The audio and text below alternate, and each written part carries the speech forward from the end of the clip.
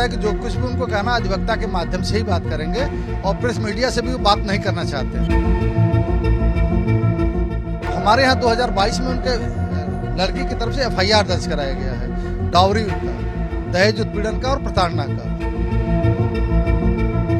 बेंगलुरु के AI engineer Atul Subhash के suicide को लेकर अब पुलिस का शिकंजा कसने लगा है और इस वक्त देखिए पुलिस की जो टीम है वो निकिता सिंघानिया के घर पे पहुंची है।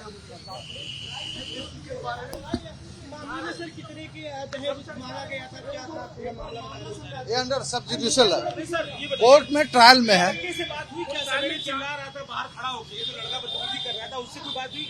नहीं, हमारी उससे बात नहीं। क्या आप लोग निर्देश दिया गया यहाँ पर क्या मौजूदगी? हम लॉ एंड ऑर्डर शांति व्यवस्था के लिए आए हुए हैं। आप लोग की इतनी संख्या में मीडिया के लोग आ गए, इसलिए मैं सूचना पाके यहाँ भाग के आया हूँ।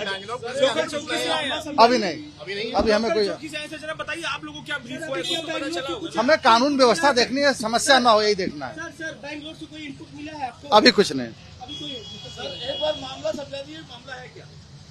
नहीं, मुझे पूरी डिटेल्स नहीं मालूम है। अभी सोशल मीडिया से ही मालूम है। नहीं, मैं अभी कोशिश नहीं किया हूँ। अभी तो मैं निकिता के परिवार से कोई संपर्क? अभी इतनी भीड़ आ गई है इसलिए मैं यहाँ आया हूँ जी। तो बिल्कुल देखिए ये पुलिस इस वक्त निकिता के घर पे पहुंची हुई है और उनका ये कहना है कि चूंकि कानून व्यवस्था की स्थिति को बनाए रखना इनके लिए चुनौती है और यही कारण है कि अब जो पुलिस की मुस्तैदी है वो यहाँ पर बढ़ा दी गई है और पुलिस के जो अधिकारी हैं, इसके अलावा जो लोकल SHO है वो यहाँ पर पहुंचे हुए हैं। हालांकि उनका ये कहना है कि उनका अभी निकिता के परिवार से किसी तरीके का संपर्क नहीं हो पाया। तो देखिए हम तस्वीर आपको दिखाने की कोशिश कर रहे हैं कि देखिए इस वक्त किस तरीके से यहाँ पर अब सुरक्षा व्यवस्था बढ़ाई जा रही है और माना यह जा रहा है कि देर रात तक निकिता के परिवार के जो लोग हैं, यानी जो अतुल के ससुराल के लोग हैं जिनके खिलाफ ये मुकदमा दर्ज कराया गया है, उनकी भी गिरफ्तारी हो सकती है क्योंकि बेंगलुरु में कुल 4 लोगों के खिलाफ मुकदमा दर्ज कराया गया था, जिसमें निकिता सिंघानिया के अलावा उनकी जो मां है, उसके अलावा उनके जो भाई हैं और उनके चाचा हैं, ये 4 लोगों के खिलाफ हत्या के लिए उकसाने का मुकदमा दर्ज किया गया है। अब देखना यह है कि किस तरीके से पुलिस का शिकंजा और कसता है। इस वक्त जौनपुर की जो पुलिस है वो निकिता सिंघानिया के घर पे पहुंची हुई है क्योंकि कानून व्यवस्था का भी एक मसला है। भीड़ लगातार यहाँ पर बढ़ती जा रही है और इसी के मद्देनजर जो लोकल SHO है मिथिलेश कुमार जी वो यहाँ पर पहुंचे। सर, क्या निकिता के परिवार से आपकी कुछ बातचीत हुई है? नहीं, हमारी फोन से बात हुई थी उन लोगों से। क्या उन्होंने बताया?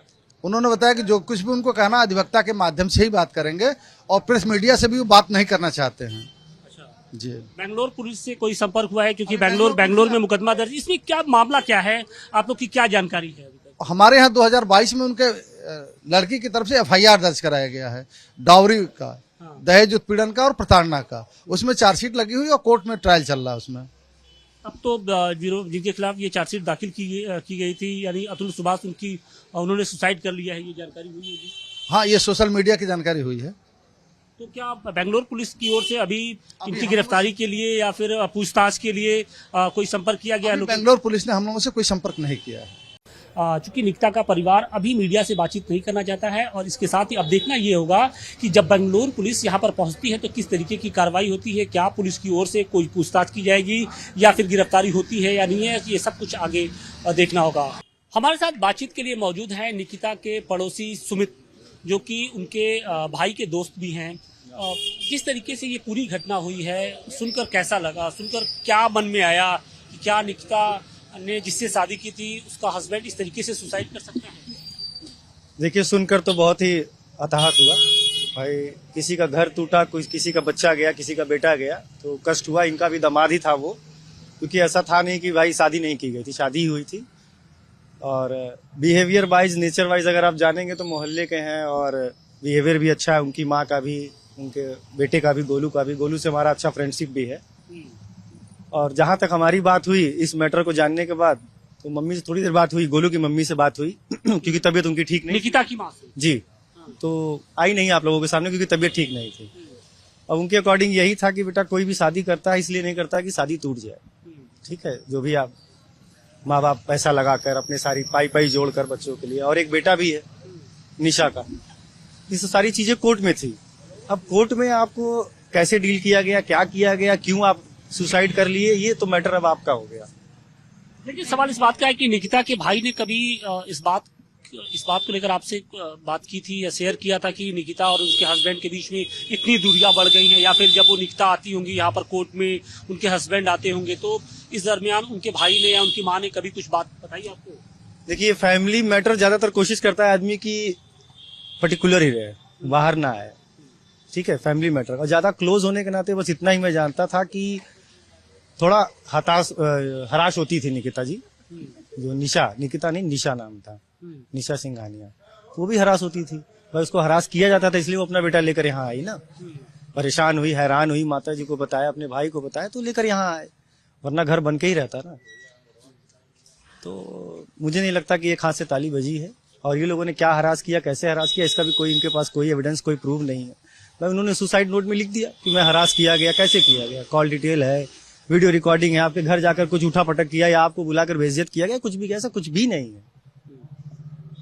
इसलिए मैं ये चीजें, ऐसी चीजें बता रहा हूँ क्योंकि मेरी उनकी माँ से बात हुई, अभी 1 घंटा उनसे बात हुई, बीमार हैं, तो उन्होंने बताया वैसा ऐसा कुछ भी नहीं है। हम लोग भी परेशान ही हैं क्योंकि भाई जवान बेटी है, एक बेटा है, उसकी भी जिम्मेदारियां हैं, सारी चीजें। क्या शादी के बाद निकिता ने वहाँ पे जॉब शुरू की या उस दिल्ली में, कि उसके पहले से ही करती, क्या करती हैं?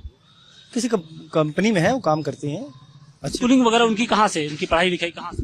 ये MBA फ्रॉम कहाँ से, ये मुझे कंफर्मेशन नहीं, लेकिन पढ़ाई हुई है। MBA किया है? हाँ MBA किया हुआ है। और स्कूलिंग वगैरह जौनपुर से? जी, ये यहीं के निवासी हैं, यहाँ पे रुहट्टा में पहले थे, अब यहाँ पर आए हैं, करीबन 1.5-2 साल हुआ है, नया घर लेकर अपना मेंटेन कराया है। जी, उनकी जब फादर की डेथ हुई थी तो उस दौरान ये कहा गया कि शादी के बाद डेथ हुई थी, निकिता की, निशा की शादी के बाद हुआ था। तो उस दौरान ये कहा गया कि लगातार जिस तरीके से दहेज मांगे जा रहे थे, उससे उनकी फैमिली में बहुत दिक्कत थी और पिता भी उनसे परेशान थे, और इसी वजह से हार्ट अटैक भी आ गया था। ये तो सही है, हम लोगों के पास भी यही जानकारी है कि भाई बेटी की शादी करने के बाद, इतने पैसे लगाने के बाद अगर बेटी से और भी डिमांड किया जाएगा, इन वे देखिए तरीका कई तरीके का होता है। एक होता है दौरी सिस्टम, आदमी डायरेक्ट मांग लेता है, एक होता है कान घुमाकर पकड़ना, ऐसे करा लो, वैसे करा लो, लोन करा लो, पैसा करो, कुछ भी चीजें हो सकती हैं। तो खुलकर मैं नहीं जानता इस चीज को कि मांगा गया नहीं मांगा गया, तो एलिगेशन अगर लगा है इनके पिताजी की जान गई है तो हो भी सकता है सच हो।